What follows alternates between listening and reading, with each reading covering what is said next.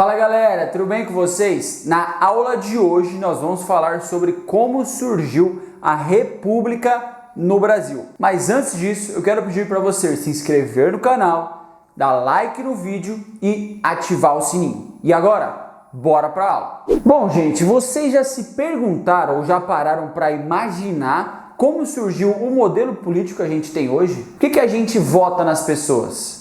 Existem outros tipos de modelos políticos? Bom, fica tranquilo.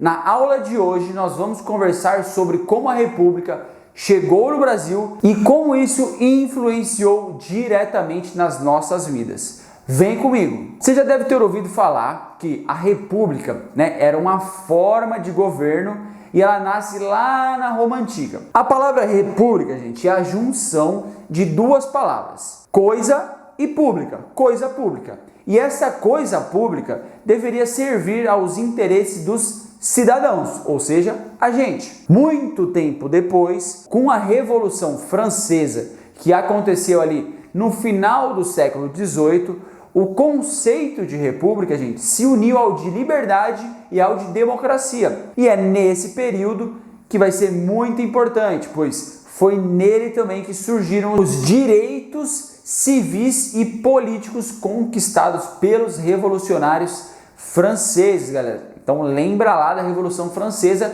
que tem aula aqui no nosso canal. Isso, gente, lá na França. Então a República na França, ela surge a partir de luta popular. Aqui no Brasil, galera, a República ela vai surgir como um resultado de um acordo entre os setores do exército e as pessoas mais ricas do Brasil. O que eu posso já adiantar para vocês aqui é que a nossa República surgiu também para atender principalmente os interesses das poucas pessoas mais ricas que dominavam e dominam este país. E galera, a nossa República ela vai ter aí vários problemas, certo? Os escândalos aí que a gente tá acostumado, os escândalos de corrupção que infelizmente fazem parte aí do nosso cotidiano, representam apenas uma parcela dos nossos problemas. Dito isso, gente, nós vamos agora ver como essa república realmente surgiu e existe um movimento para isso, o movimento republicano. Então, olha lá, vamos fazer uma recapitulação histórica. Antes da independência do Brasil,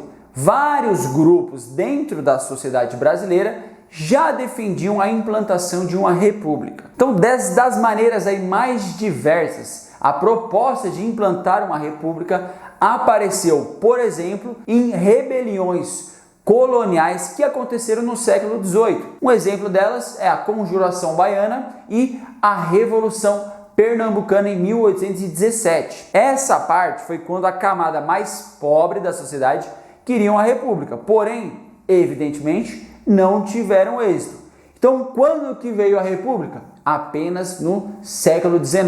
Então, com a expansão da nossa lavoura de café, o café aí dando muito dinheiro e a formação de uma camada rica de fazendeiros no Sudeste, o projeto republicano ganhou muita força no país porque a elite queria. E olha lá, prestem atenção que teve um acontecimento, que marcou esse movimento buscando a República no Brasil, e eu vou falar para vocês agora. Foi a publicação do Manifesto Republicano em 1870. Haviam críticas aí, gente, nesse manifesto sobre o poder centralizador da coroa. Poder centralizador, galera, sabe aquela pessoa que gosta de mandar em absolutamente tudo? No Brasil era assim, o rei, ele tomava aí todas as decisões do Brasil. E o poder era hereditário. Hereditário, para quem não sabe, é assim, sabe aquela empresa de família que o comando vai passando do vô para o pai, do pai para filho e assim vai assim? Então, era desse jeito o governo do Brasil. No texto, os manifestantes destacavam que esse era o caminho para aproximar o Brasil das demais repúblicas norte-americanas, visto que as ideias liberais estavam adentrando no Brasil, gente. Mas olha lá, apesar de muita gente querer a república no Brasil, dentro do movimento republicano haviam grandes divergências. Dentro disso, ali daquele movimento, havia um grupo que era liderado pelo famoso jornalista Quintino Bocaiúva. Ele dizia que a república deveria ser instalada sem movimentos radicais. Ou seja, ele queria que a república chegasse sem brigar, certo? Não precisava brigar com Dom Pedro II. A gente precisava respeitar a ordem que já existia aí, conversar para chegar nessa república. Mas isso era um tipo de visão. Por exemplo, o advogado Silva Jardim achava que com essas medidas republicanas conservadoras não iríamos nunca conseguir chegar na república, ou seja, ia demorar muito. Por isso, ele já era um pouco mais radical, então ele defendia aí uma grande mobilização popular para derrubar essa tal de monarquia, certo? Tá bom, professor, vamos lá, mas o movimento republicano aconteceu ou não? Ó, ele só aconteceu, galera, quando a monarquia perdeu o apoio de setores estratégicos da sociedade. Primeiro, os cafeicultores, que eram a economia, a igreja, que representava o social e o cultural, e lógico, os militares, que representavam a força. Tá, mas por que do nada, né, esses setores aí acordaram e falaram assim, eu não quero mais a monarquia, viu? Foi assim, do nada? Lógico que não, galera. Existiu um motivo bastante óbvio e também uma disputa entre esses setores. E é disso que a gente vai falar agora. Ó, vamos começar a explicar pelos cafeicultores. Na segunda metade do século XIX, os cafeicultores brasileiros eram divididos em dois grupos. Os mais antigos eram os do Vale do Paraíba, Fluminense e Paulista. Esses tinham fortes vínculos com a corte imperial, o que obviamente facilitava a movimentação de grana ali das praças, principalmente do estado do Rio de Janeiro. O segundo setor, mais novo, era formado pelos cafeicultores do Oeste Paulista. Ao contrário dos cafeicultores tradicionais, os do Oeste Paulista eram mais moderninhos e eles desenvolveram uma autonomia financeira em relação à corte imperial. E lógico, né, eles não eram muito aí bem vistos pela corte e buscavam crédito mais barato para vender mais barato. Dessa forma, passaram a buscar empréstimos externos, principalmente dos ingleses, o que garantiu para eles a independência financeira e possibilitou também se afastar politicamente do governo imperial. Lógico, galera, os do Oeste Paulista queriam a república porque achavam que teriam mais autonomia política e financeira.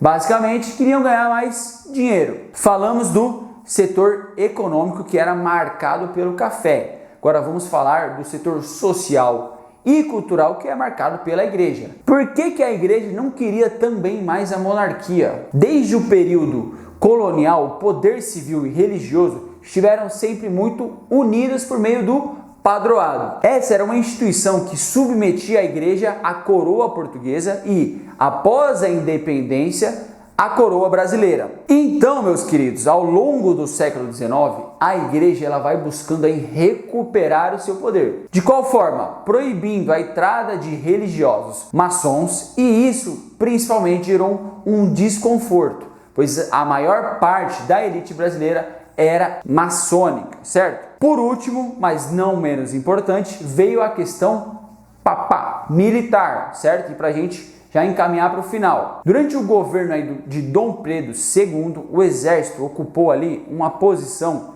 de canto na política brasileira. Então, a rígida disciplina da corporação e a lentidão nas promoções faziam que os filhos da elite não quisessem mais seguir na carreira militar, e isso incomodava a elite brasileira. Então, após a vitória brasileira lá na Guerra do Paraguai, o exército brasileiro saiu com uma moral monstra, certo? Então, estava muito fortalecido na corporação. Então, muitos oficiais, apoiados nessa moral que tinham, passaram então a expressar o seu desejo de desempenhar um papel central na política brasileira. E aí começaram, a articular. Na década de 1880, vários atritos entre o governo e os oficiais do exército, envolvidos lá em várias questões políticas, desgastaram a relação entre o exército e a monarquia. E aí, galera, cada dia mais ficou evidente o projeto dos militares de assumir um novo papel na política brasileira, ou seja, de mais destaque. Então, gente, como a gente viu durante essa aula, a monarquia ela vai se dissolvendo, se isolando. Então ela perde o apoio da igreja, ela perde o apoio dos militares ela perde o apoio dos cafeicultores, que são aí o setor econômico, e aí começa a dar muito ruim. Esse isolamento que eu tô falando, ele vai se acentuar, ele vai piorar após a abolição da escravidão em 1888. A lei foi sancionada pelo governo sem nenhum tipo de indenização aos proprietários dos escravos.